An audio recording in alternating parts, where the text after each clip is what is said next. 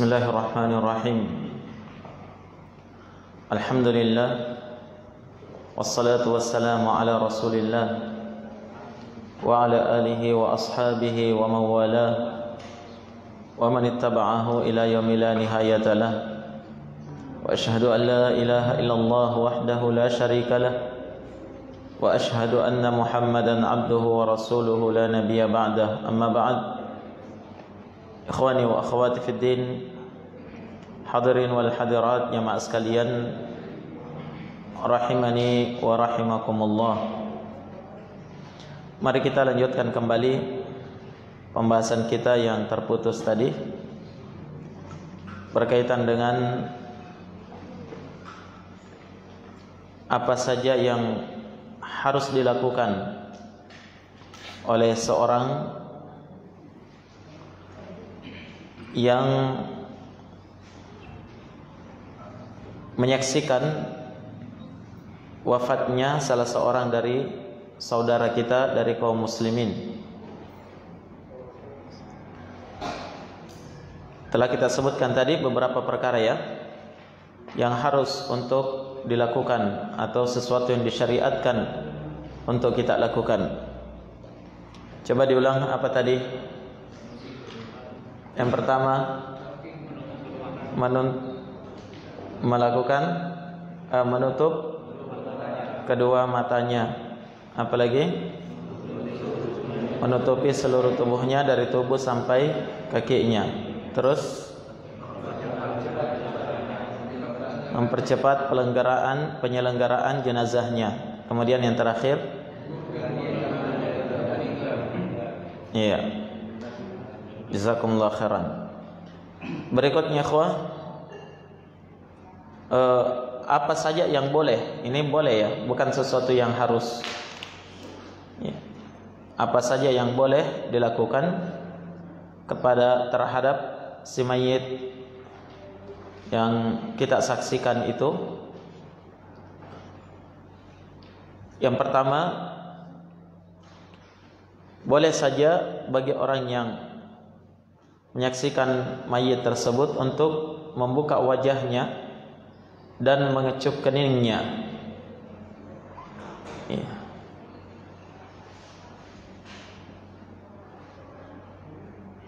Boleh saja dia membuka wajahnya, mengecup keningnya, kemudian boleh saja dia menangis karena kesedihannya.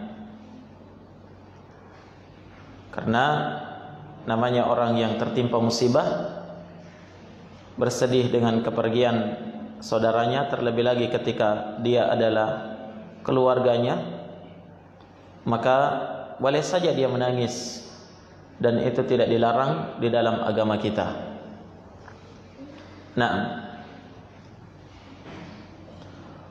disebutkan di dalam hadis Jabir bin Abdullah Al-Ansari radhiyallahu ta'ala an, diriwayatkan oleh Imam Al-Bukhari dan Muslim di dalam sahihnya. Jabir berkata, "Lamma qutila abi, ja'altu akshifu ats-tsauba an wajhihi abki." Ketika ayahku terbunuh, ya, terbunuh dalam salah satu peperangan ya, maka saya menyingkap wajahnya, menyingkap pakaian atau kain yang menutup wajahnya, dan saya pun menangis.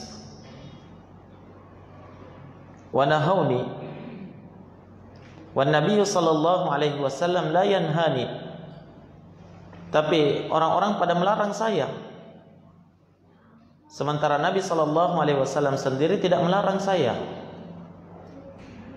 Naam. Ya.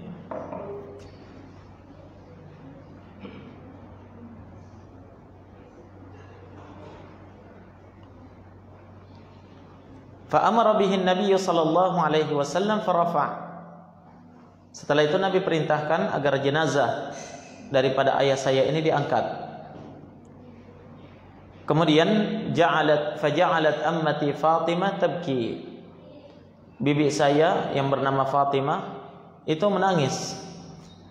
Maka Nabi sallallahu alaihi wasallam bersabda kepada beliau, "Tabkina aw la tabkin? Mazalatil malaikatu tudhilluhu bi ajnihatiha hatta rafa'tumuhu." Nabi bersabda, "Wahai Fatimah," ini Fatimah yang lain ya, bukan Fatimah putri Nabi. "Kamu itu menangis atau kamu tidak menangis sama saja. Tetap para malaikat itu senantiasa menaungi dia dengan sayap-sayapnya sampai kalian mengangkatnya." Berita gembira terhadap keluarga Jabir bin Abdullah Al-Ansari radhiyallahu ta'ala an, atas wafatnya keluarga mereka, di mana Nabi sallallahu alaihi wasallam mengabarkan hal tersebut dari wahyu yang datang dari Allah Subhanahu wa taala.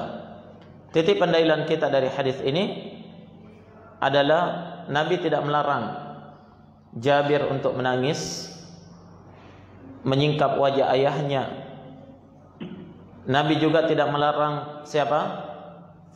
Fatimah, saudara dari Abdullah si mayit ini, saudarinya ya. Hanya Nabi mengatakan, Nabi memberikan berita gembira saja. Kamu menangis atau tidak menangis sama saja, tetap dia mendapatkan keutamaan dari Allah. Naam.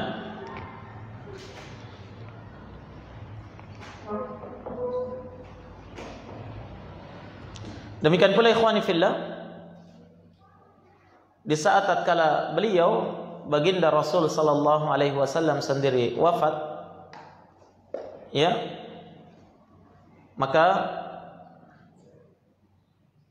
Abu Bakar juga datang. Nah, yang mana di saat itu terjadi kekacauan luar biasa, karena banyak sahabat sangat terpukul dengan wafatnya beliau sallallahu alaihi wasallam, sehingga berita ketika itu simpang siur. Para sahabat berkumpul di Masjid Nabawi, mereka ribut dengan berita meninggalnya Rasulullah sallallahu alaihi wasallam. Ada yang mengatakan Nabi sudah meninggal, ada yang mengatakan tidak meninggal. Sampai-sampai Umar bin Khattab radhiyallahu ta'ala an menghunus pedangnya, dan beliau mengatakan, siapa saja yang saya dengarkan mengatakan Rasulullah sallallahu alaihi wasallam telah meninggal, la adribanna unuqahu bi sayfi hadha, saya akan penggal lehernya dengan pedangku ini. Umar sendiri tidak mampu mengontrol dirinya ketika itu. Kesedihan yang luar biasa.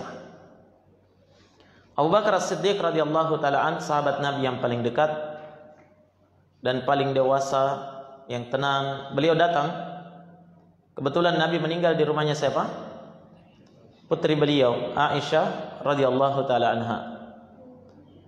Maka Abu Bakar datang, sebagaimana dalam hadis Aisyah riwayat Al-Bukhari ya. Beliau langsung turun dari kudanya, kemudian dia masuk ke dalam masjid. Beliau menyaksikan Umar bicara di hadapan manusia, ya, marah-marah. Kalau ada yang mengatakan Nabi sudah meninggal, marah dia. Abu Bakar tidak bicara kepada siapapun, kata Aisyah, sampai kemudian dia masuk ke dalam rumah, ya. Maka beliau menyaksikan Nabi sallallahu alaihi wasallam sudah ditutup dengan burd, kain yang bergaris yang menutupi jasad beliau sallallahu alaihi wa ala alihi wasallam. Kata Aisyah, fakashafa an wajhihi, Abu Bakar menyingkap wajahnya Nabi. Thumma akabba alaihi faqabbalahu baina ainaihi, kemudian Abu Bakar pun merunduk dan mengecup apa yang ada di antara kedua mata beliau, yakni di dahinya. Abu Bakar mencium Nabi sallallahu alaihi wasallam di dahinya. Thumma baka, kemudian Abu Bakar pun menangis. Faqal, Abu Bakar berkata, bi abi wa ummi anta ya Rasulullah, ma atyabaka hayyan wa mayyita.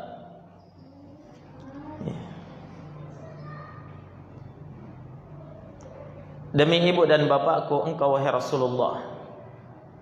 Ini bukan bentuk sumpah ya, tapi ini berjalan di lisan orang Arab. Ma atyabaka hayyan wa mayyita. Betapa indah hidup dan matimu wahai Rasulullah. Wallahi ya Rasulullah, amma al-mautata al-ula faqad dhuqtaha. Demi Allah wahai Rasulullah, adapun mati yang pertama kamu sudah rasakan. Wallahi la yudhiqakallahu mautataini abada. Maka demi Allah wahai Rasul, Allah tidak akan menimpakan kepadamu dua mati untuk apa? Tidak akan menimpakan kepada kamu mati yang kedua kalinya. Abu Bakar menangis. Kemudian beliau keluar, langsung naik ke atas mimbar, berkhutbah di hadapan manusia. Beliau berkata, ayuhan nas, wahai sekalian manusia, man kana ya'budu Muhammadan fa inna Muhammadan qad mat. Wa man kana ya'budu Allah fa inna Allah hayyun la yamut. Wahai sekalian manusia, siapa saja di antara kalian yang menyembah Muhammad, ketahuilah Muhammad telah wafat. Dan barang siapa di antara kalian yang menyembah Allah, maka ketahuilah sungguh Allah itu zat yang maha hidup dan tidak akan mati. Kemudian beliau membaca firman Allah di dalam Al-Quran, wa ma Muhammadun illa rasulun qad khalat min qablihi ar-rusul afa immata aw qutila qalabatum ala aqabikum. Allah Subhanahu wa taala berfirman, tidaklah Muhammad itu kecuali hanyalah seorang utusan Allah yang telah didahului oleh utusan-utusan Allah yang lainnya sebelumnya. Dia hanya seorang rasul yang telah didahului oleh rasul-rasul Allah sebelumnya. Afa immata, maka apakah jika Muhammad itu telah meninggal, au qutil, atau dia terbunuh, inqalabatum ala aqabikum, kalian akan meninggalkan agama kalian? Kata Umar bin Khattab, wallahi, demi Allah, kami pun sadar seketika itu pula, seakan-akan kami tidak pernah mendengarkan ayat itu sebelumnya. Padahal mereka semua hafal. Coba lihat jamaah sekalian, terkadang musibah yang begitu berat itu menjadikan seorang itu apa? Ya, lupa akan dirinya, lupa akan segalanya, lupa akan ilmunya, lupa akan pelajarannya.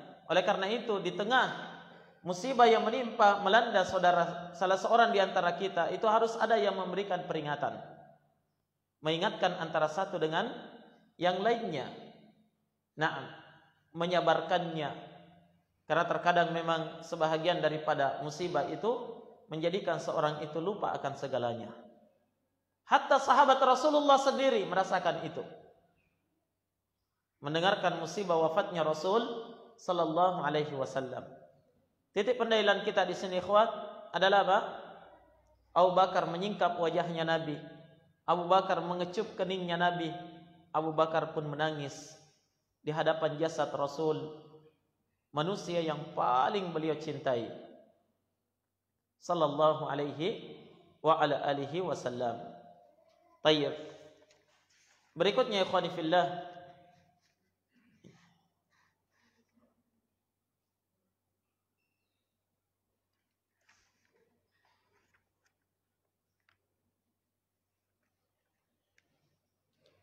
banyak dalil yang menerangkan akan hal tersebut ya.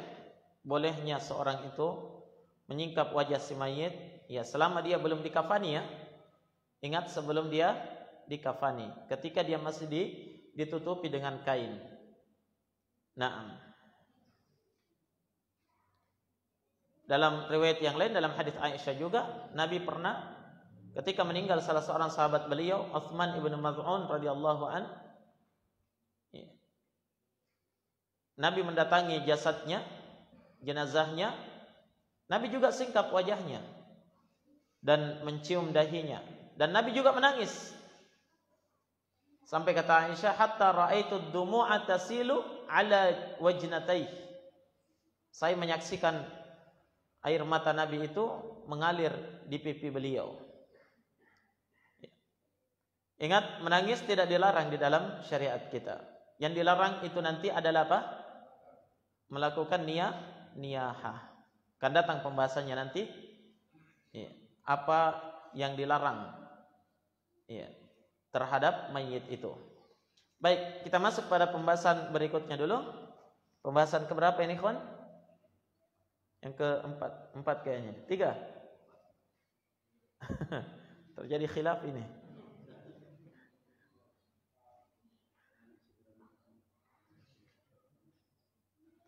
Yang ketiga atau keempat? Keempat. Nah, pembahasan yang keempat adalah apa yang wajib dilakukan. Kalau yang tadi apa yang boleh ya, bukan wajib. Kalau sekarang ini apa saja yang wajib untuk dilakukan oleh keluarga mayit. Tentunya yang pertama yang wajib mereka lakukan ketika meninggal salah seorang di antara keluarganya adalah wajib untuk bersabar, ridha dengan takdir. Ridha dengan takdir tersebut. Dalilnya banyak ya. Tidak usah kita bacakan di sini. Dalil-dalil tentang wajibnya bersabar dan ridha menerima takdir akan ketetapan dari Allah Subhanahu wa taala. Makanya suatu ketika Nabi sallallahu alaihi wasallam dalam hadits riwayat Al-Bukhari ya, Nabi melewati seorang wanita yang sementara menangis di sisi kuburan anaknya yang baru meninggal. Nah, ketika Nabi lewat, Nabi bersabda, "Ittaqillaha wasbiri." Wahai ibu, bertakwalah engkau kepada Allah dan bersabarlah. Hanya perempuan ini tiba-tiba menjawab apa? "Alaika anni fa innaka lam tusib bi musibati." Fa innaka lam tusab bi musibati. Menjauh kamu dariku, karena bukan kamu yang ditimpa dengan musibahku ini. Artinya kamu enak saja bicara, bukan kamu yang ditimpa musibah ini. Mendengarkan jawaban seperti itu, Nabi pergi. Nabi maklum, ya dia dalam kondisi bersedih yang sangat. Tapi ketika Nabi pergi, dikatakan kepada wanita itu tadi yang menegur kamu Nabi. Baru dia kaget. Dia tinggalkan pusara anaknya, kemudian dia cari Nabi, ketemu di pintu rumah Nabi sallallahu alaihi wasallam. Wanita ini berkata, "Ya Rasulullah, inni lam a'rifuk." Wahai Rasulullah, saya tadi tidak kenal kamu. Ya, saya tidak kenal tadi karena dia membelakang ya. Nabi dari belakang menasihati. Maka Nabi sallallahu alaihi wasallam bersabda, "Innamas sabru 'inda sadamatil ula." Sungguh kesabaran itu dilihat pada benturan yang pertama. Disitulah inti dari apa? Inti dari kesabaran yang harus diperkuat pada benturan yang pertama. Baik. Itu yang pertama, ikhwan.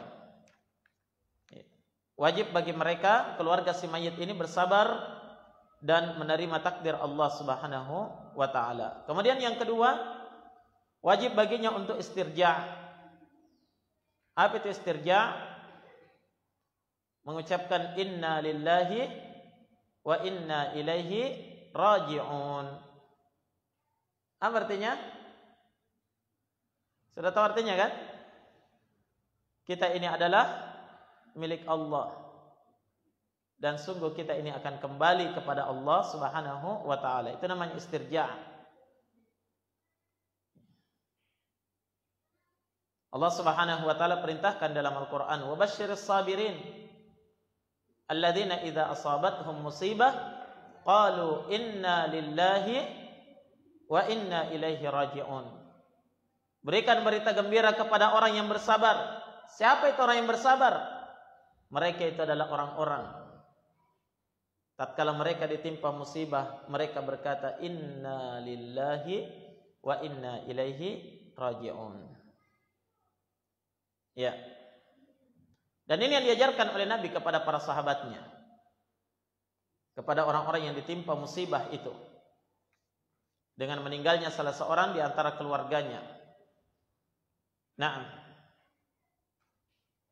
Dalam sebuah hadis dari Ummu Salamah radhiyallahu taala anha,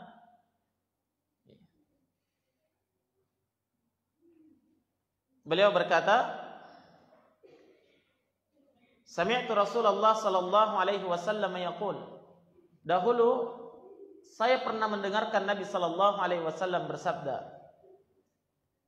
"Ma min muslimin tusibuhu musibatun fayaqulu ma amarahu Allah inna lillahi wa inna ilaihi raji'un. Allahumma ajirni fi musibati wa akhlif li khairan minha." Illa akhlafallahu lahu khairan minha. Kata Ummu Salamah, saya mendengar Nabi bersabda, tak seorang muslim pun yang ditimpa suatu musibah kemudian dia mengucapkan inna lillahi wa inna ilaihi raji'un, kemudian ditambah Allahumma ajirni fi musibati. Ya Allah, berikan pahala kepadaku terhadap musibah yang menimpa ini. Wa akhlif li khairan minha, dan gantikan untuk saya sesuatu yang lebih baik daripada musibah saya ini. Kata Nabi, illa akhlafallahu lahu khaira, kecuali pasti Allah akan menggantikan untuknya sesuatu yang lebih baik. Itu janji Nabi. Jadi ini bacaan yang kita baca ketika apa? Ditimpa musibah. Musibahnya umum, tidak mesti meninggal salah seorang di antara kita, bukan, tidak mesti. Musibah apa saja? Musibah kecelakaan, ya, musibah bencana alam. Kemarin kita kena bencana alam. Ada yang baca bacaan ini? Iya. Allah akan gantikan rumah antum yang runtuh itu dengan 50 juta.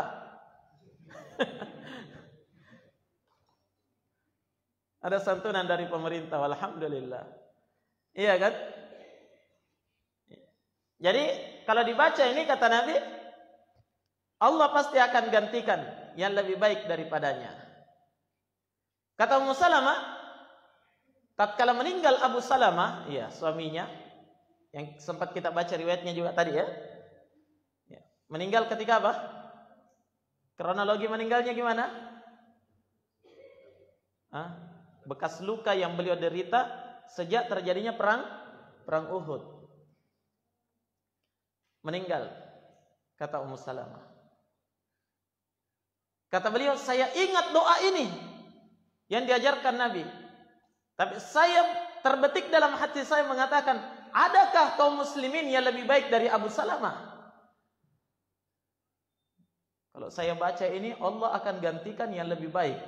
Nah, tidak ada orang yang lebih baik dari Abu Salamah. Akhirnya bimbang dia. Kenapa? Awwalu baitin hajara ila Rasulillah sallallahu alaihi wasallam. Abu Salamah adalah sahabat yang pertama hijrah. Beliau hijrah 2 kali ya. Hijrah ke Habasyah dan hijrah ke mana? Ke Madinah, menyelamatkan agamanya. Tapi kata Ummu Salamah, "Tsumma inni qultuha." Tapi saya tetap harus mengucapkannya. Karena itu adalah tuntunan Rasul yang diajarkan oleh Rasul sallallahu alaihi wasallam. Setelah beliau baca, fa akhlafallahu liya Rasulullah sallallahu alaihi wasallam. Ternyata Allah menggantikan untuk saya siapa? Rasulullah sallallahu alaihi wasallam. Nabi mengutus utusan untuk melamar Ummu Salamah sepeninggalnya, setelah selesainya masa iddahnya beliau. Ya. Berarti janji Nabi benar ya? Benar atau tidak? Ya, benar. Allah akan gantikan yang lebih baik. Insyaallah taala. Cuma jangan sampai ada akhwat yang meninggal suaminya, dia baca doa ini, digantikan, kenapa ini tukang marah nih, sekek Tommy lagi. Katanya ini lebih baik dari sebelumnya. Khair insyaallah. Berarti itu lain ceritanya, itu cobaan untuk dia. Baik.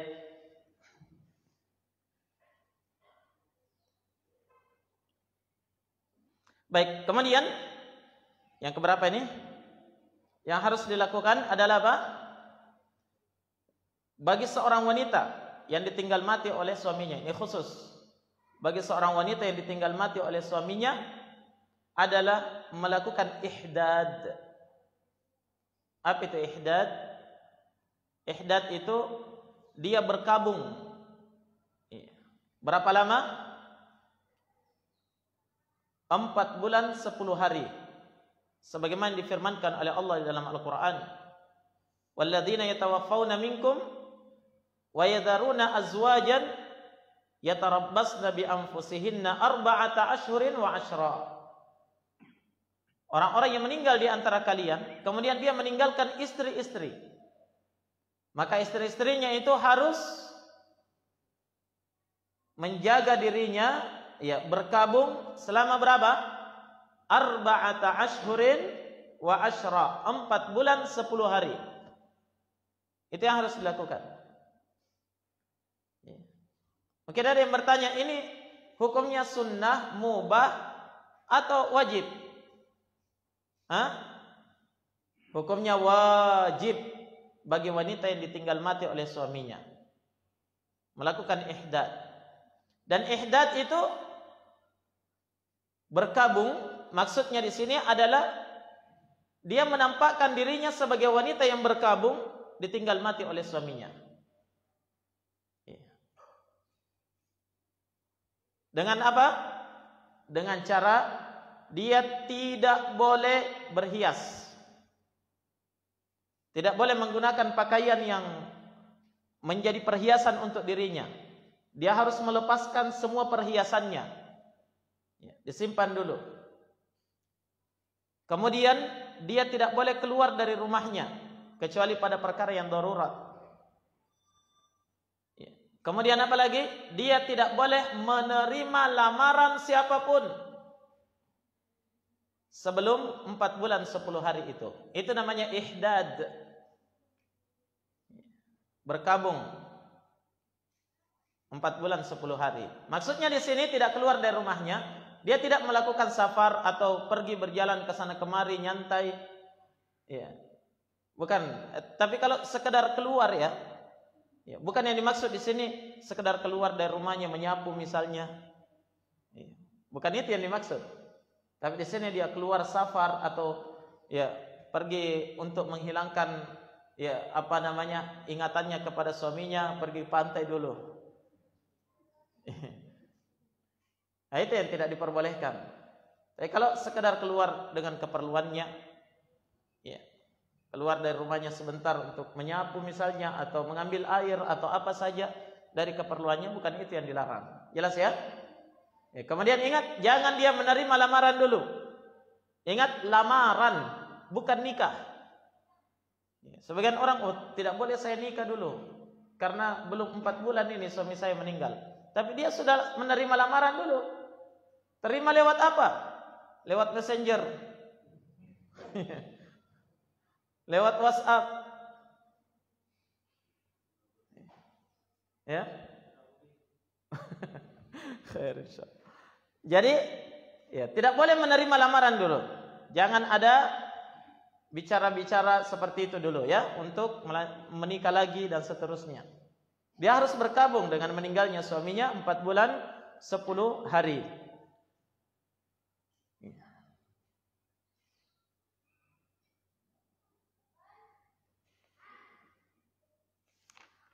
Baik. Berikutnya,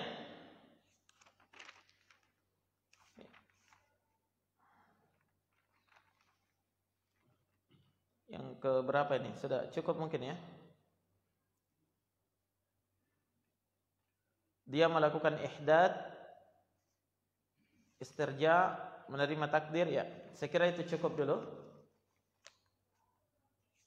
Yang wajib untuk dilakukan bagi orang yang ditinggal mati oleh keluarganya. Baik, kita melangkah pada pembahasan yang kelima ya. Perkara-perkara yang diharamkan untuk dilakukan oleh keluarga si mayit setelah meninggalnya keluarganya.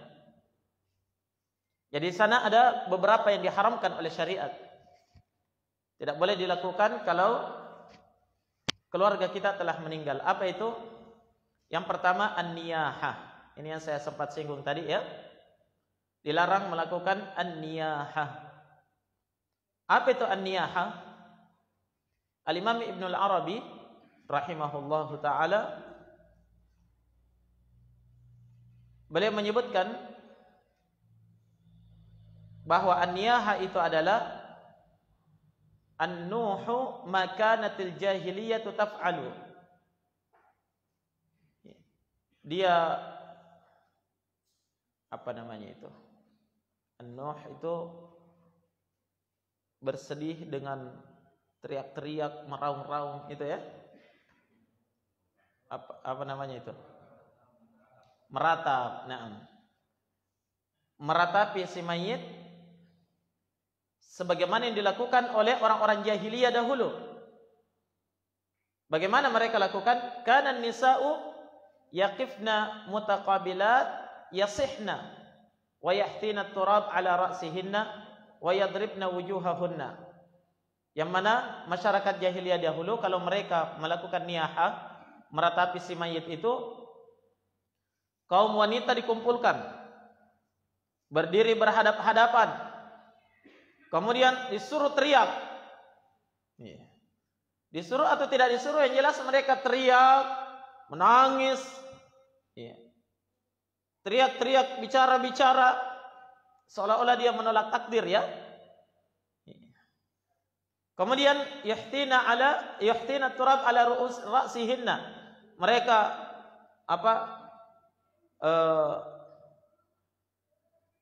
menyiramkan debu atau tanah di atas kepala-kepala mereka. Mereka memukul wajah-wajah mereka, dia tampar-tampar wajahnya. Dia robek-robek pakaiannya, dia jambak rambutnya. Seperti orang-orang yang tidak mau hidup lagi dengan meninggalnya keluarganya ini. Itu yang disebut dengan an-niyahah. Iya, meratapi mayit. Ini yang terlarang di dalam syariat kita. Nabi sallallahu alaihi wasallam bersabda dalam hadis riwayat Muslim, arba'un fi ummati min amril jahiliyah. Ada 4 sifat di tengah umatku masih ada, dan itu adalah sifat orang jahiliyah. Ingat sifat orang jahiliyah. Yang pertama, bahkan kata Nabi la yatrukunahunna. Mereka tidak tinggalkan, belum ditinggalkan oleh umatku ini, sifat jahiliyah ini. Pertama, al-fakhru bil ahsab fil ahsab. Berbangga dengan garis keturunan. Keturunan darah biru. Saya ini keturunan darah Arung. Keturunan apa kalau di sini? Uwe.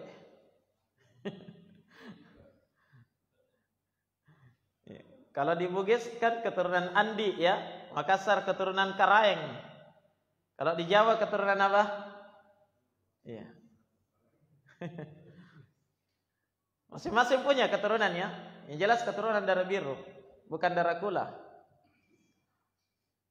Jadi keturunan darah biru ini dia banggakan. Ini bagian dari perkara jahiliyah. Kalau dia tidak dipanggil, ya pungandi, sudah marah dia.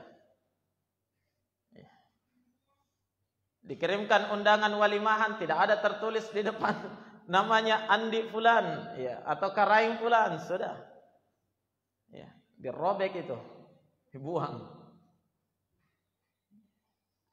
Itu perkara jahiliyah, ya, sifat jahiliyah yang harus dijauhi oleh kaum muslimin. Yang kedua, watta'nu fil ansab, mencela nasab orang lain, ya, mencela garis keturunan orang lain. Kamu itu keturunan pembantu, kamu itu keturunan perampok misalnya, ya. Atau dia menceritakan aib keluarga orang lain, ya. Ada kadang ada orang yang dikucilkan, ya, di tengah masyarakat. Kenapa?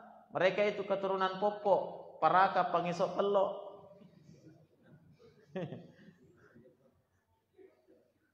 Akhirnya kalau dia mau melamar, tidak ada yang mau terima, ya.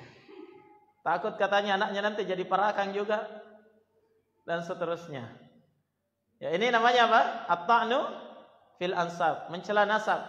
Yang ketiga, wal istisqa bin nujum, menyandarkan turunnya hujan kepada ilmu perbintangan.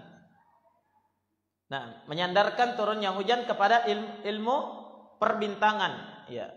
Karena munculnya bintang ini akhirnya turun hujan, dan seterusnya. Maka ini sifat jahiliyah, belum ditinggalkan oleh umat Muhammad. Yang terakhir kata Nabi, wan niyahah,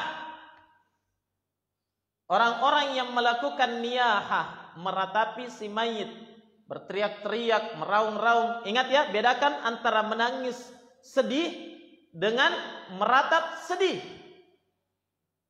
Iya. Yang dilarang yang mana? Nangis atau yang meratap? Yang meratap yang dilarang. Karena itu perkara jahiliyah. Nah, oleh karena itu ikhwani fillah, Nabi ketika meninggal anaknya, meninggal cucunya, Nabi juga menangis. Meninggal salah seorang cucunya Nabi, Nabi menangis. Sahabat heran. Sampai dia tanya kepada Nabi, "Tabki ya Rasulullah?" Wahai Rasulullah, kamu menangis? Ya, dia heran. Ini Nabi ini. Maunya dia kalau Nabi tidak boleh sedih. Kan begitu, ya? Kamu nangis wahai Nabi? Kata Nabi, tangisan ini adalah pertanda dari sebuah kasih sayang. Kemudian kata Nabi, man la yarham la yurham. Siapa yang tidak punya kasih sayang dalam hatinya, dia tidak akan dikasihi oleh Allah. Jelas, ya? Iya. Jadi tidak mengapa menangis. Putra Nabi meninggal, siapa? Ibrahim, ya? Iya. Umur beberapa bulan Ibrahim meninggal. Naam. Nabi menangis. Sambil Nabi menangis, Nabi pun bersedih. Masya Allah. Sampai-sampai Nabi berkata di hadapan mayit anaknya, innal ayna la tadma wa innal qalba la tahzan wa inna bi firaqika ya Ibrahim la mahzunin wa la naqulu illa bima yurdi rabbana azza wa jal illa bima yurdi rabbuna azza wa jal inna lillahi wa inna ilaihi raji'un. Kata beliau, sungguh air mata ini bercucuran wahai anakku. Hati ini sangat bersedih. Dan sungguh kami dengan perpisahan denganmu wahai Ibrahim teramat dalam kesedihan kami. Tapi tidak ada yang bisa kami ucapkan kecuali apa yang diridhai oleh Allah Rabbul Alamin. Hanyalah ucapan inna lillahi wa inna ilaihi raji'un. Begitu, ya? Nabi juga bersedih. Nabi juga menangis. Tapi ingat, nangis ada batasannya. Jelas, ya? Kadang kita menghadiri menyaksikan mayit, datang keluarganya, ada anaknya menangis, ponakannya menangis, cucunya menangis, ya. Dia mau mengecup kening, mau cium pipi dari si mayit ini. Banyak orang yang menghalangi, tidak boleh nangis. Gimana itu? Menangis itu kan adalah apa? Merupakan naluri manusia ketika dia bersedih, ya itu adalah qadrat yang ditetapkan oleh Allah terhadapnya. Ini tidak bisa dihalangi. Paham? Tidak bisa dihalangi. Kadang kita lihat orang tidak boleh menangis, apalagi katanya jangan sampai air matamu menetes di mayit. Kenapa? Nanti hidup lagi. Bagus kalau hidup lagi.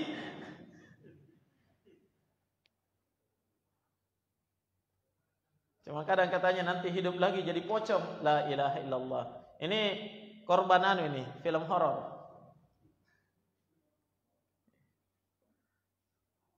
Jadi Nabi tidak melarang menangis. Tidak masalah insyaallah. Tapi yang terlarang apa? An-niyaha, meratap, meraung-raung. Kenapa niyaha dilarang? Karena ini menampakkan kekesalannya kepada Allah. Menunjukkan dia tidak terima akan takdir Allah, ketentuan dari Allah Subhanahu wa taala. Buktinya dia tidak terima. Dia dengan ucapannya, ya. Dia melawan dengan ucapannya. Dia melawan dengan perbuatannya. Dia tampar-tampar pipinya, dia robek pakaiannya, dia jambak rambutnya, kan begitu ya?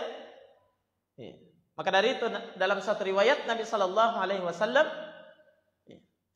beliau bersabda, "Laisa minna man latamal khudud wa syaqqal juyub wa da'a bid'awal jahiliyah." Bukan dari golongan kami, kata Nabi, orang-orang yang ketika dia bersedih, latamal khudud, dia menampar-nampar pipinya. Wa syaqqal juyub, dan dia merobek-robek pakaiannya. Wa da'a bid'awal jahiliyah, dan dia berteriak dengan teriakan-teriakan jahiliyah. Bagaimana itu teriakan jahiliyah? Nangis sambil bicara-bicara, begitu ya? Neneknya sudah mau diusung ke pekuburan, masih dipegang, tunggu saya, kasih ikut saya, tamalalo nih. Tamalalo dikubur si bawah. Seperti itu. Jadi, yang seperti ini yang dilarang oleh syariat kita, an-niyaha itu. Adapun bersedih itu tidak dilarang karena itu menaluri manusia, ya. Qadrat yang ditetapkan oleh Allah Subhanahu wa taala terhadap mereka. Terlebih lagi jemaah sekalian, Nabi sallallahu alaihi wasallam menyebutkan dalam satu riwayat yang sahih, riwayat Al-Bukhari dan Muslim. Kata beliau, "Innal mayyita yu'adzabu bi buka'i ahlihi alaihi." Sungguh seorang mayit itu akan disiksa di kuburannya karena ratapan keluarganya atas dirinya. Si mayit juga dapat imbasnya. Naam, si mayit juga dapat imbasnya, ya. Dalam riwayat yang lain Nabi bersabda, "Al-mayyitu yu'adzabu fi qabrihi bima niha alaihi." Seorang mayit akan disiksa dalam kuburnya karena niyaha yang dilakukan atasnya. Ini bahayanya. Mungkin ada yang bertanya, "Ustaz, gimana kalau misalnya ya kita ini sudah belajar agama, kita tidak mau tak mau ada yang melakukan niyaha, kami tidak mau itu, kami sudah berpesan, tapi setelah kita meninggal tetap dilakukan niyaha. Gimana itu? Apakah kita tetap disiksa di kuburan?" Para ulama kita memfatwakan bahwa yang dimaksud dengan hadis ini, si mayit akan disiksa karena niyaha yang dilakukan oleh keluarganya adalah apa? Ya, yang dimaksudkan di sini adalah, ya, yang dimaksudkan di sini adalah orang yang dilakukan niyaha terhadapnya oleh keluarganya dalam keadaan dia ridhoi. Dia ridhoi memang ketika hidup dia juga lakukan seperti itu. Dan tidak bertobat sampai dia meninggal. Bahkan mungkin sebelum meninggal dia berpesan kepada orang, kalau saya meninggal undang orang ya, supaya banyak yang bersedih. Itu perbuatan jahiliyah seperti itu dahulu, diundang orang untuk melakukan niyaha. Masuk di antara bentuk niyaha yang disebutkan oleh para ulama adalah sepeninggalnya si mayit, orang datang berkumpul di rumah si mayit, ya, dengan maksud dan tujuan untuk membuat acara, makan-makan, minum-minum. Ini masuk dalam bentuk niyaha. Ya. Dia undang anak santri datang, patamak 30 juz. Setelah itu makan-makan, ya, sembeli kambing, sapi, ayam dan seterusnya untuk membuat acara di rumah si mayit.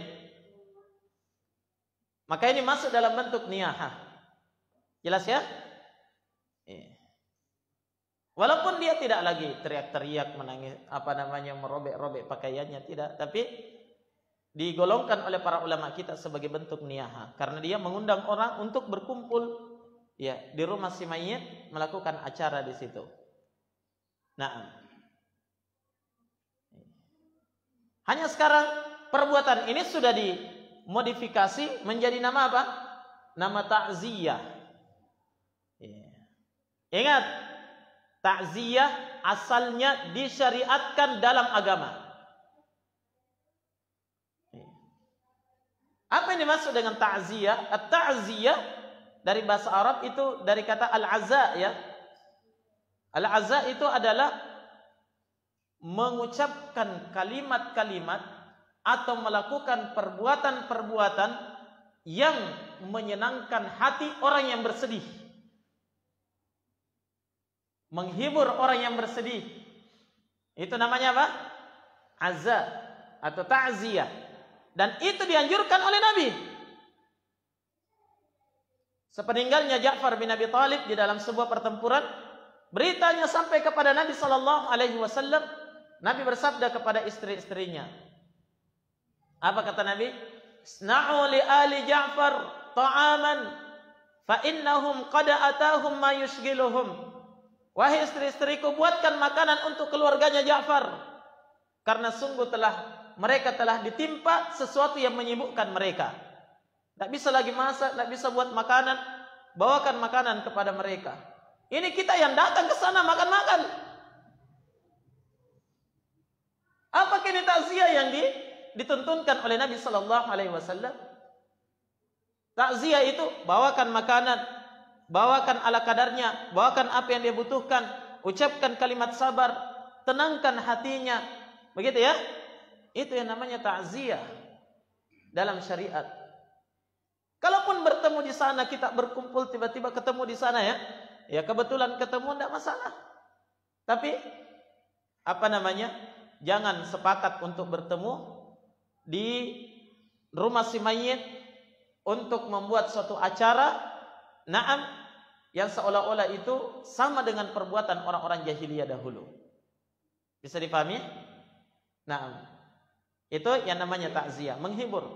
Tapi jangan sampai juga ada, wah kita harus menghibur si mayit, oh ya, undang elektron, caya-caya.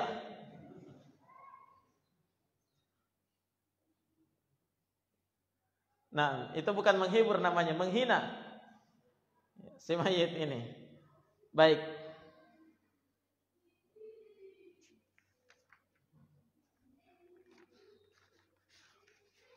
Al-ikhwa wal akhawat rahimani wa rahimakumullah.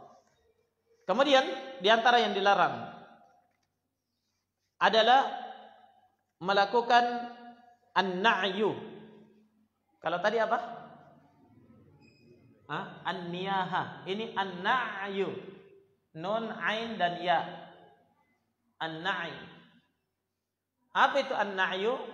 Dari kata na'a yan'a. Artinya apa? Al-i'lam, mengumumkan berita meninggalnya salah seorang di antara kita.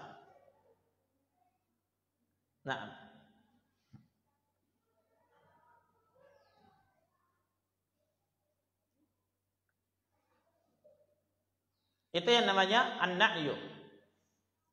Ini adalah salah satu perbuatan yang dilarang di dalam Islam. Dalam hadis Hudzaifah ibn al-Yaman radhiyallahu taala an yang diriwayatkan oleh Imam At-Tirmidzi, Hudzaifah berkata, "Inni sami'tu Rasulullah sallallahu alaihi wasallam yanha 'anil na'i." Kata Hudzaifah, sungguh saya telah mendengarkan Rasulullah sallallahu alaihi wasallam melarang dari an-na'yu. Nabi larang. Dan asal dari pelarangan ini adalah haram hukumnya. Bisa dipahami? Asal dari pelarangan di sini hukumnya apa? Haram. Mungkin ada yang bertanya, bagaimana min Ustaz? Di grup WA biasa telah meninggal dunia, inna lillahi wa inna ilaihi raji'un. Ibunya Ustaz Fulan telah meninggal dunia. Syekh Fulan, Ustaz Fulan, ya, Akh Fulan sudah meninggal dunia pada hari ini dan semuanya sudah. Ya. Akhirnya grup full stiker.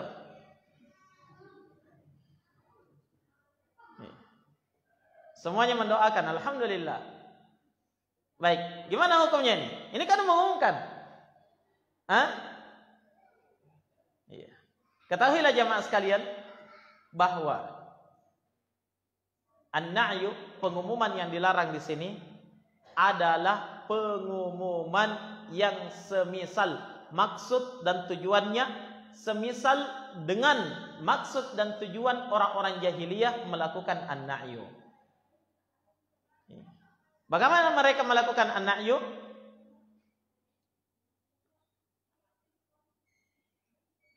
Orang jahiliyah melakukan na'yu itu berkaitan dengan an-niyahah tadi. Diumumkan kalau ada yang meninggal, terutama kalau pembesarnya ya, yang meninggal, diutus orang, ya, jalan naik kuda ke sana kemari, ya, dia datangi pintu-pintunya orang, datang ke pasar-pasar diumumkan, ya, dan mengucapkan kalimat-kalimat niyahah, ya. Misalnya, duhai hancurlah orang Arab, telah meninggal, ya, sayyidnya, misalnya, ya, pemimpinnya sudah meninggal, si fulan dan si fulan. Itu tujuannya supaya banyak yang tahu, mereka semua datang kumpul melakukan apa? Niyahah. Itu. Jadi an-na'yu dengan an-niyahah ini kaitannya sangat sangat erat di dalam apa? Perbuatan orang-orang jahiliyah itu. Nah, ini pengumuman yang seperti ini yang dilarang. Jelas ya? Pengumuman yang seperti ini yang terlarang.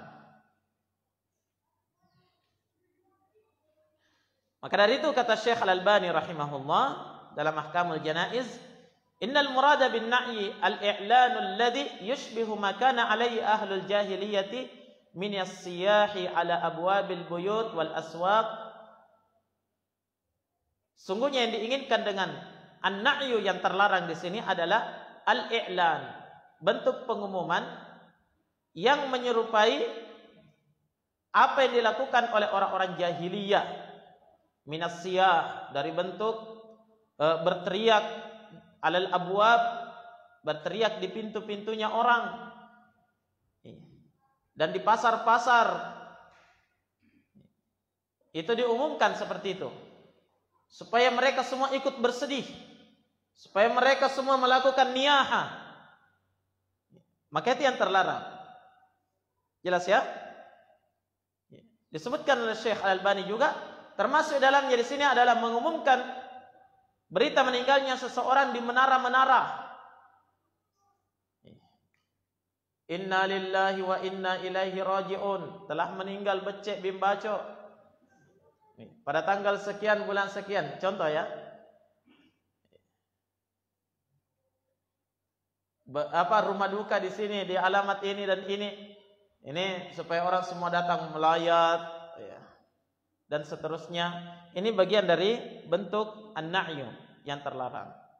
Adapun sekedar memberikan berita kepada saudara, teman, handai taulan, ya, bahwa saudara kita si fulan dan bin si fulan telah meninggal, maka itu tidak masalah insyaallah taala.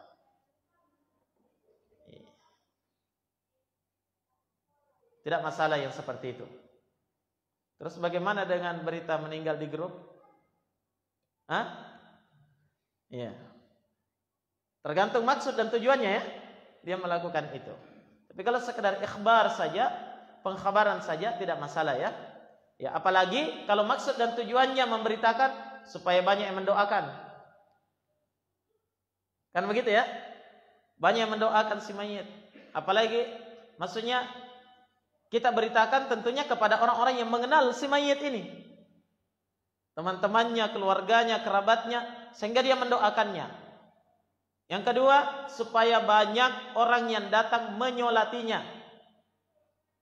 Karena orang yang meninggal disolati oleh banyak orang, itu memiliki keutamaan yang besar, sebagaimana yang akan kita jelaskan nanti pada pembahasan salat jenazah. Jelas ini? Maka dari itu ikhwani fillah, Nabi sallallahu alaihi wasallam melakukan na'i, mengumumkan berita meninggalnya Ja'far bin Abi Thalib dalam kisah peperangan itu ya. Perang apa itu? Perang Mu'tah ya. Dalam perang Mu'tah, Nabi sallallahu alaihi wasallam menunjuk 3 komandan pasukan sekaligus, semuanya meninggal. Saya kira ma'ruf kisahnya ya. Nah, dalam hadits Anas bin Malik, Nabi sallallahu alaihi wasallam bersabda, ketika itu dalam perang Mu'tah ini Nabi tidak ikut perang. Kata Nabi, akhadha ar-rayata Zaidun fa usib. Zaid yang membawa bendera perang, artinya menjadi panglima perang ketika itu, dia pun meninggal. Siapa Zaid di sini? Zaid bin Harithah, anak angkatnya Nabi. Anak angkatnya Nabi. Pemuda pertama yang memeluk Islam ketika di Makkah. Zaid bin Harithah meninggal. Thumma akhadha Ja'farun fa usib.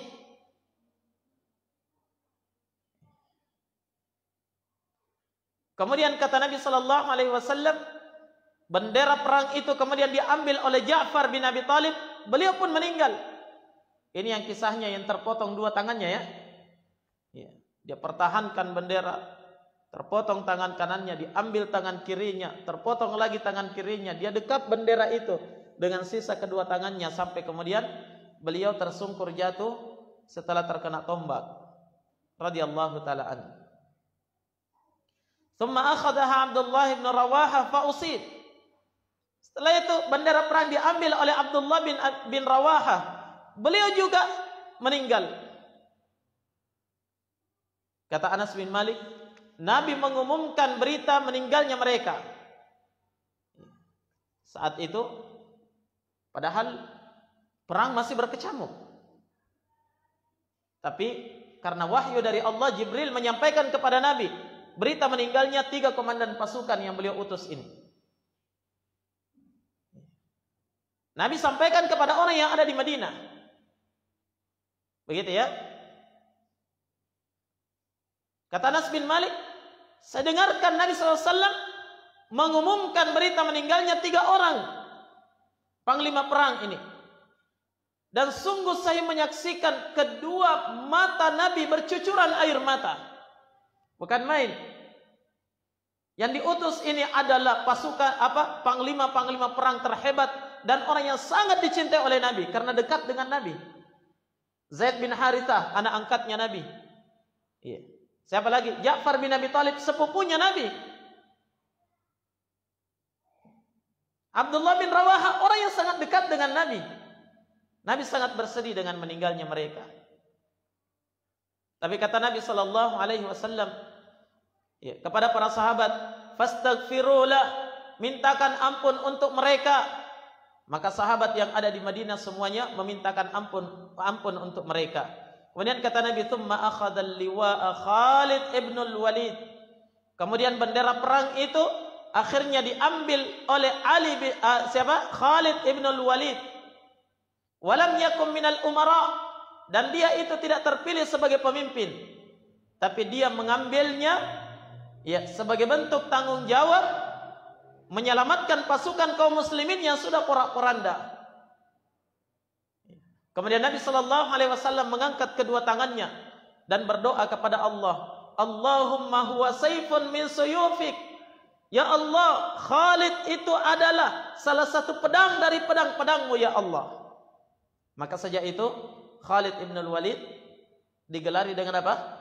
Saifullah, pedang Allah. Kemudian Nabi sallallahu alaihi wasallam bersabda, "Infiru fa'amiddu ikhwanakum."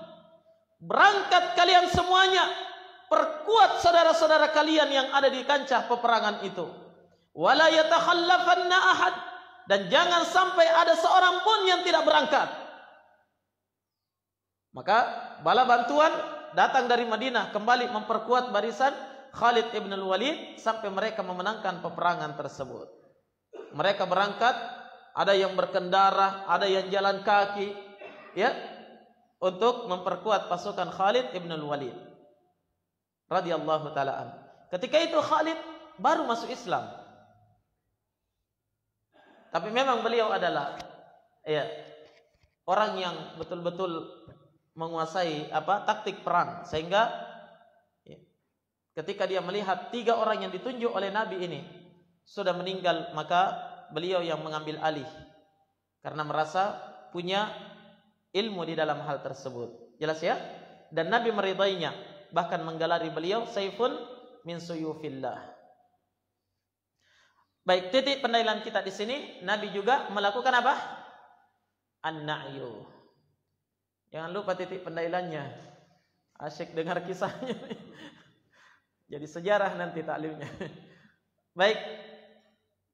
Jadi Nabi melakukan an-na'yu, mengumumkan juga. Tapi maksudnya apa? Supaya mereka mendoakan.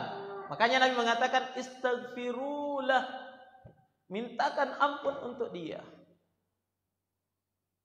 Mintakan ampun untuk Ja'far, mintakan ampun untuk Zaid, mintakan ampun untuk Abdullah bin Rawaha. Itu tujuan an-na'i, diumumkan di dalam agama kita. Bukan tujuannya supaya orang melakukan niyaha. Ya, begitu pula ketika Nabi sallallahu alaihi wasallam mendengar berita meninggalnya Raja An-Najasyi, ya, Raja Ethiopia. Ya. Nabi sallallahu alaihi wasallam juga mengumumkan. Kata Nabi, "Sallu ala akhikum." Salati saudara kalian, Raja Ethiopia, yang dia telah masuk Islam namun menyembunyikan keislamannya. Menyembunyikan keislamannya karena khawatir akan dirinya dan keluarganya. Sampai dia meninggal, tidak sempat melaksanakan syariat Islam dengan sebenarnya. Tapi dia adalah orang yang beriman. Sampai beritanya kepada Nabi. Padahal ketika itu belum ada WhatsApp. Tapi sampai beritanya kepada Nabi karena apa? Ya, berita dari Jibril alaihi salatu wassalam. Nabi umumkan kepada para sahabat. Bahkan Nabi ajak mereka untuk melaksanakan salat jamaah di masjid. Salat gaib. Di situ awal kali disyariatkan salat gaib. Ya, terhadap An-Najasyi. Sallu ala ikhwanikum, salati saudara kalian. Dan ini dalil yang sangat jelas ikhwah, bahwasanya innamal mu'minuna ikhwah. Orang yang beriman itu semuanya bersaudara. Raja An-Najasyi ada di Ethiopia sana. Tapi dia beriman walaupun dia sembunyikan keimanannya. Nabi tahu itu. Nabi katakan, salati saudara kalian. Karena orang yang beriman itu bersaudara. Tayyib. Baik, itu yang yang dilarang di dalam syariat kita, ya. Larangan dilakukan terhadap si mayit atau setelah meninggalnya salah seorang di antara kita. Baik. Berikutnya, ikhwani fillah, saat ini kita masuk pada inti pembahasan kita, yaitu pembahasan tentang ghuslul mayyit, memandikan mayit. Bagaimana tuntunan syariat di dalam memandikan atau menyelenggarakan jenazah seorang mayit.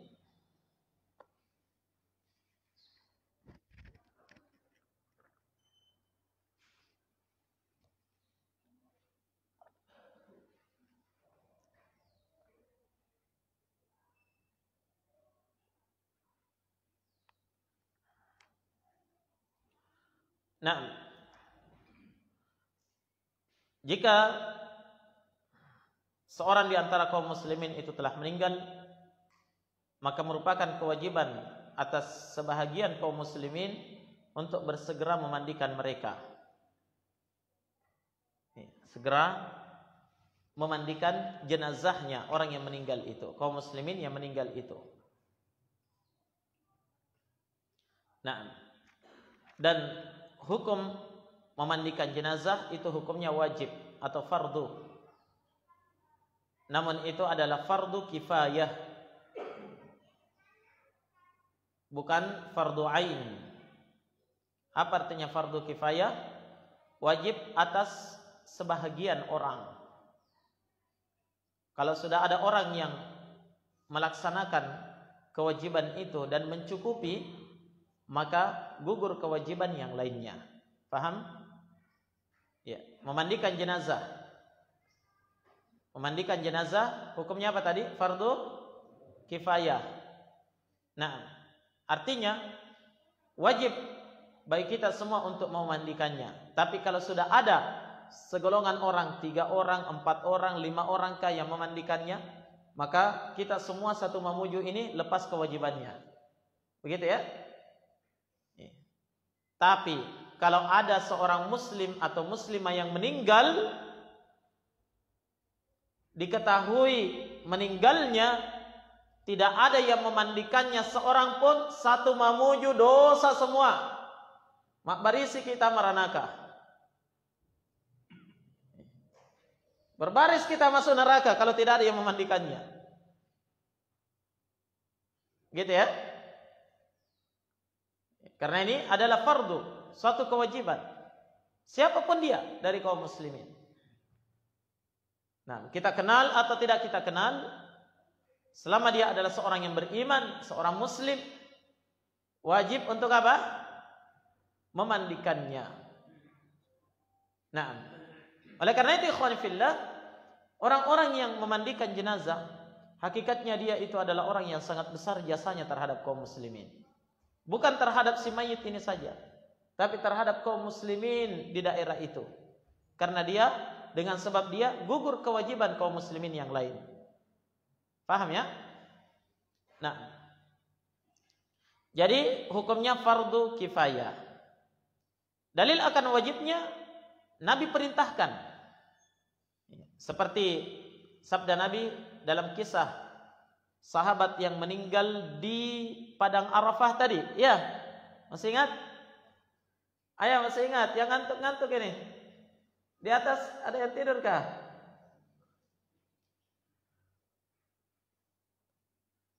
Masih ingat kan tadi? Ada sahabat wukuf di Arafah, di atas untanya jatuh. Ya. Kenapa dia meninggal? Jatuh, diinjak lagi oleh untanya sendiri. Meninggal. Apa sabda Nabi? Iksiluhu bima'in wasidr. Mandikan dia dengan air dan daun bidara. Kalimat iksiluhu, mandikan, ini fi'il amr, kata perintah, yang menunjukkan wajib. Hanya wajibnya fardu kifayah. Sudah? Ya, itu dalil yang menunjukkan wajibnya. Nah, apakah dia mayatnya laki-laki atau wanita? Kalau mayat wanita, dalam kisah ketika meninggalnya salah satu dari putri Nabi yang bernama Zainab. Nanti kita akan sebutkan haditsnya. Zainab meninggal, Nabi perintahkan kepada ummahat, ya kepada ibu-ibu, kepada akhwat-akhwat di situ dari sahabiyat, sahabat-sahabatnya Nabi. Apa kata Nabi? Iksilnaha bima'in wasidr. Mandikan anak saya itu dengan apa? Air dan daun bidara. Nabi perintahkan. Mandikan dia. Dalam riwayat yang lain Nabi bersabda, "Igsilnaha thalathan aw khamsan aw sab'an aw aktsara min dzalik idza ra'aitunna dzalik." Mandikan dia 3 kali atau 5 kali atau 7 kali atau lebih daripada itu kalau kalian menganggap itu perlu. Nah, maka ini semuanya adalah kata perintah yang menunjukkan wajibnya memandikan mayit, ya, salah seorang yang meninggal di antara kita. Baik. Sudah tahu hukumnya ya? Hukumnya wajib, tapi wajib apa? Kifai, fardu kifayah. Nah, sekarang bagaimana tata cara memandikan jenazah itu? Ada beberapa hal yang harus diperhatikan dalam memandikan jenazah. Yang pertama, ghasluhu thalathan. Memandikannya 3 kali atau lebih dari itu. Memandikannya 3 kali. Jadi minimalnya 3 kali. Boleh lebih dari itu.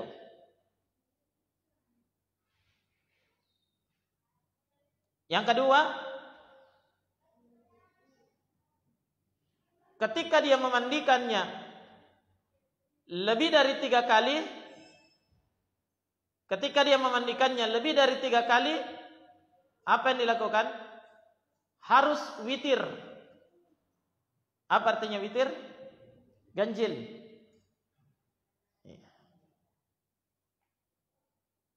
Nah, harus witir, harus ganjil bilangannya. Jadi kalau dia mandikan 3 kali, dia anggap belum bersih, dimandikan berapa kali? 5 kali. Jangan 4 kali ya. Tapi menuju ke 5 harus 4 dulu kan. 4, tapi cukupkan 5 kali. Kalau dia anggap 4 sudah bersih, cukupkan 5 kali. Begitu ya. 5 kali belum bersih, cukupkan 7 kali. Dan seterusnya. Kalau dianggap perlu, kata Nabi, idza ra'aitunna dzalik, kalau kalian menganggap perlu hal itu. Kalau tidak perlu jangan. Itu masuk dalam bentuk apa? Israf. Iya, berlebih-lebihan di dalam menggunakan air dan yang semisalnya. Baik, itu yang kedua. Kalau lebih dari 3 kali harus apa? Witir. Yang ketiga, salah satu dari air yang digunakan untuk memandikan itu dicampur dengan sidr, daun sidr. Apa itu daun sidr? Daun bidara. Saya kira ma'ruf semua dengan daun bidara ya. Insya Allah.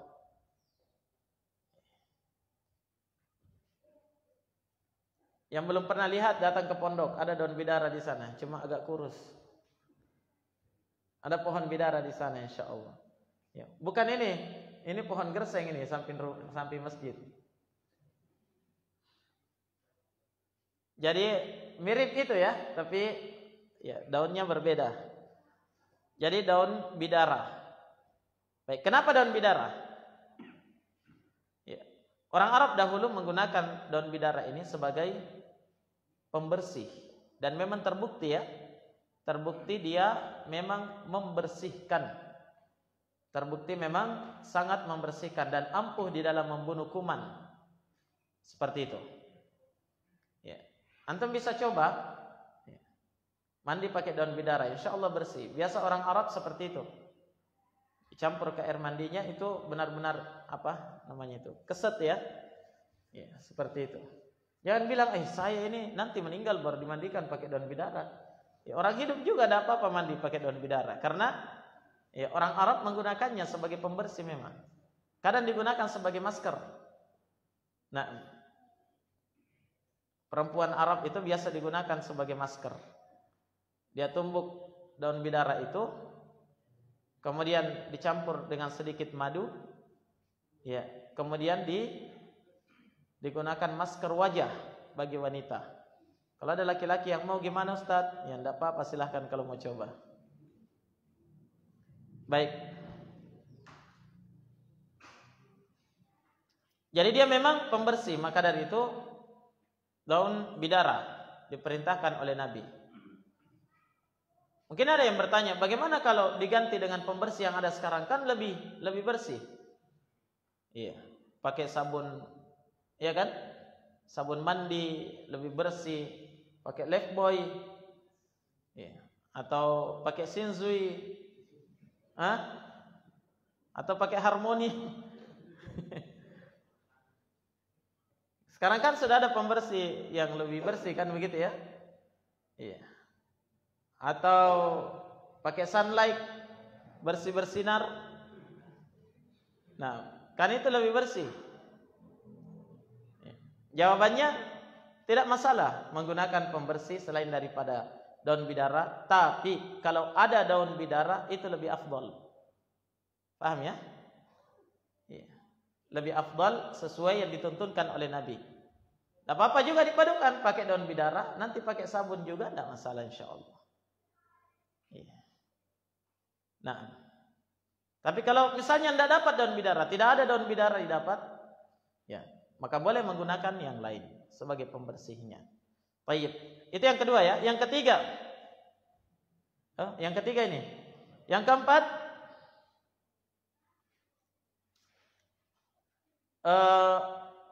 air yang digunakan untuk mandi terakhir itu nanti, itu menggunakan apa? Dicampur dengan kapur dan parfum. Ada parfumnya, ada kapurnya.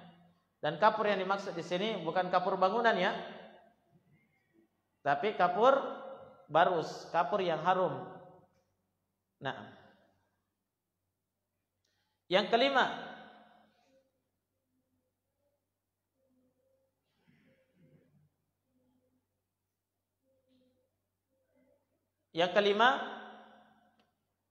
melepaskan ikatan rambutnya dan mencucinya dengan baik.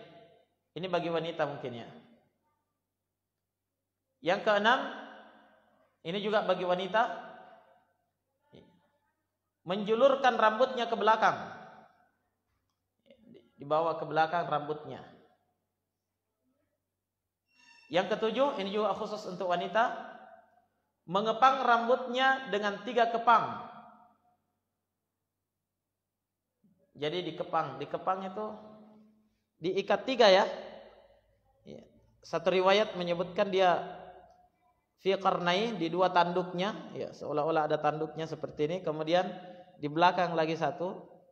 Ya, kemudian setelah diikat, dikepang, maka itu dikepang atau dikepang? Yang mana yang benar ini Mas? Mas Bambang. Dikepang atau dikepang? Kepang ya? Ya. Berarti saya yang benar. Antum yang benar ya? Khair insyaallah. Jadi dikepang menjadi 3, kemudian dijulurkan semua ke belakang ya. Ke belakang punggungnya seperti itu kalau wanita. Karena wanita itu kan panjang rambutnya. Yang ke berapa? 8. Ya. Dalam memandikan itu memulai mencuci bagian kanan dari tubuhnya.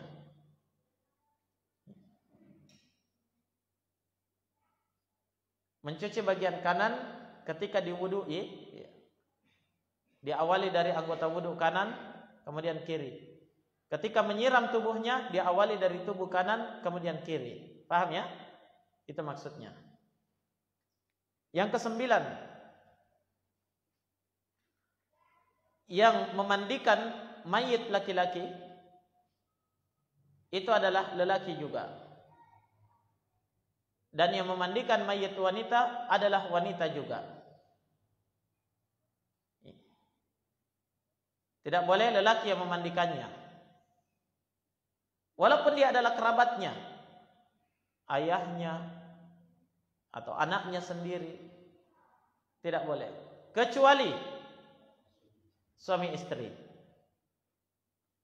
Istrinya meninggal, boleh suaminya mandikan kalau kuat. Gitu ya. Istri meninggal, boleh suami memandikan. Suami meninggal, boleh istri yang memandikan. Tapi selain daripada itu, tidak boleh kalau lawan jenisnya. Oleh karena itu ikhwani fillah, dalam memandikan jenazah harusnya ada orang-orang yang mahir memandikan, tahu ilmunya dari kalangan lelaki dan wanita. Begitu ya? Jangan hanya kaum lelaki saja, karena mereka tidak boleh memandikan kaum wanita. Yang repot kalau cuma Pak Imam saja yang bisa memandikan jenazah. Jenazah laki-laki meninggal, Pak Imam juga yang kerja. Jenazah wanita juga meninggal, Pak Imam juga yang kerja. Harusnya ada Pak Imim atau Pak Imam wanita ya. Seperti itu. Nah, jadi itu 9 yang harus diperhatikan. Kalau suami istri boleh ya, boleh saling memandikan pasangannya. Nah, sebagaimana yang disebutkan dalam hadis Aisyah, Nabi pernah bersabda kepada beliau, "Ma darraki law mitti qabli la ghassaltuki wa kaffantuki wa dafantuki." Wahai Aisyah, seandainya kamu yang meninggal lebih dahulu daripada saya, maka saya akan memandikan kamu, saya akan mengafanimu, dan saya yang akan menguburkanmu nanti. Tapi qadar Allah, Nabi lebih dahulu meninggal dari Aisyah. Ini menunjukkan apa? Rasulullah itu manusia biasa. Dia juga tidak tahu ajalnya. Rasul adalah manusia biasa. Hanya diturunkan kepadanya apa? Syariat. Diturunkan kepadanya wahyu. Itu saja bedanya dengan kita. Beliau juga manusia biasa. Nabi juga tidak tahu kapan dia meninggal, mana yang lebih dahulu meninggal, dia atau istrinya. Nabi tidak tahu. Ternyata dia lebih dahulu meninggal. Begitu ya. Maka dari itu Abu Bakar As-Siddiq radhiyallahu taala an, tatkala beliau meninggal atau sebelum dia meninggal, dia sudah berwasiat agar ketika saya meninggal, yang memandikan saya adalah Asma istri beliau. Kalau tidak salah namanya Asma bintu Umais ya, atau Asma bintu siapa? Karena di zaman Nabi banyak yang namanya Asma ya. Nah, jadi Abu Bakar minta istri saya mandikan kalau saya meninggal. Nah, demikian pula Ali bin Abi Thalib. Ketika istri beliau Fatimah meninggal, maka yang mandikan jenazahnya adalah Ali bin Abi Thalib sendiri. Nah, Ali bin Abi Thalib sendiri yang memandikan jenazah istrinya. Itu kalau kuat. Ya. Kalau tidak kuat ya wakilkan saja kepada wanita lain. Begitu ya. Jangan ya memaksakan diri, nanti sementara mandikan pingsan. Nah, jadi 9 ini yang harus diperhatikan ya. Dalilnya adalah hadis Ummu Atiyah ketika dalam kisah meninggalnya putri Nabi yaitu Zainab. Dari Ummu Atiyah radhiyallahu taala anha, riwayat Al-Imam Al-Bukhari dan Muslim, beliau berkata, "Dakhala alaina an-nabiyyu sallallahu alaihi wasallam wa nahnu nagsilu ibnatahu Zainab." Nabi sallallahu alaihi wasallam pernah masuk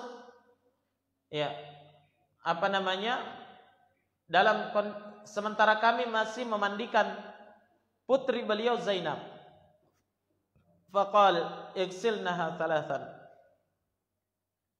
Nabi bersabda, mandikan dia 3 kali, atau khamsan, atau sab'an, mandikan dia 3 kali, atau 5 kali, atau 7 kali, atau aktsara min dzalik in ra'aitunna dzalik, atau lebih dari itu kalau kalian menganggap itu perlu. Ini dalilnya tadi ya, sudah kita sebutkan. Bima'in wasidr, dengan air dan daun bidara. Ini dalil disyariatkannya daun bidara. Maka Ummu Atiyah berkata, qultu witran, saya bertanya, wahai Nabi, harus witir? Apa artinya witir tadi? Harus ganjil? Qala na'am. Kata Nabi, iya, harus ganjil.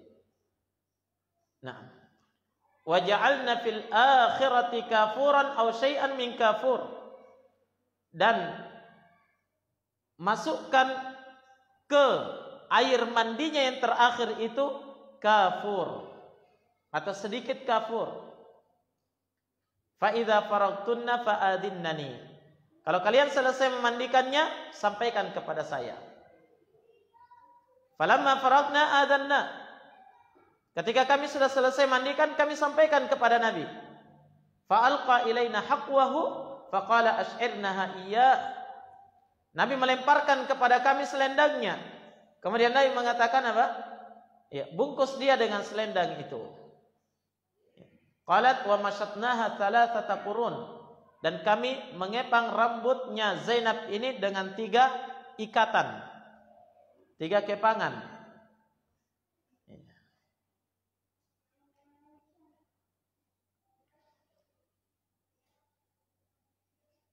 Seperti itu ya. Dalam sebagian riwayat Zainab Ummu Atiyah mengatakan, dan kami mengepang rambutnya itu menjadi 3 kepangan, qarnaiha di bagian tanduknya, wa nasiyataha dan di ubun-ubunnya. Oh, afwan, salah tadi, bukan belakang ya. Jadi di bagian tanduk dan di bagian ubun-ubunnya. Ya. Wa alqainaha khalfaha, dan kami meletakkan rambutnya itu ke belakangnya. Jadi nanti posisinya rambut dibaringi seperti itu ya. Ya, dia berbaring di atas rambutnya. Wa qala lana, dan Nabi bersabda kepada kami, ibda'na bimayaminiha wa mawadi'il wudu'i minha. Mulailah dari bagian kanannya dan mulailah dari anggota-anggota wudunya. Nah, ini dalil menunjukkan harus diwudui. Ya, diwudukkan dulu sebelum dimandikan. Dan memulai dari tubuhnya yang bagian bagian kanan. Seperti itu ikhwan ya.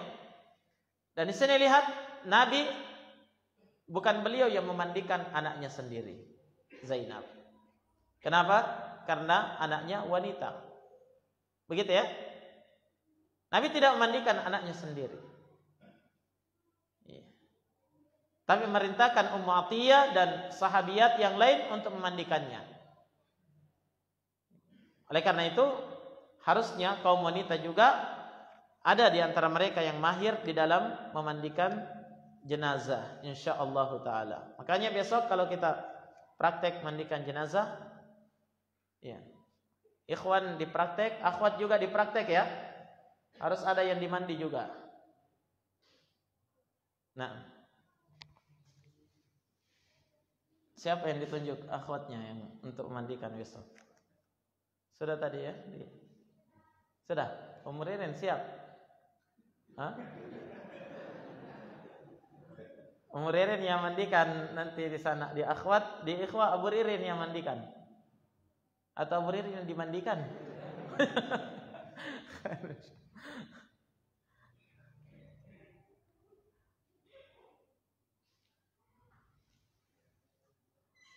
Baik, sekira itu dulu ya. Masuk waktu asar, insyaallah kita lanjut pada asar nanti. Ya, masih berkaitan dengan memandikan jenazah.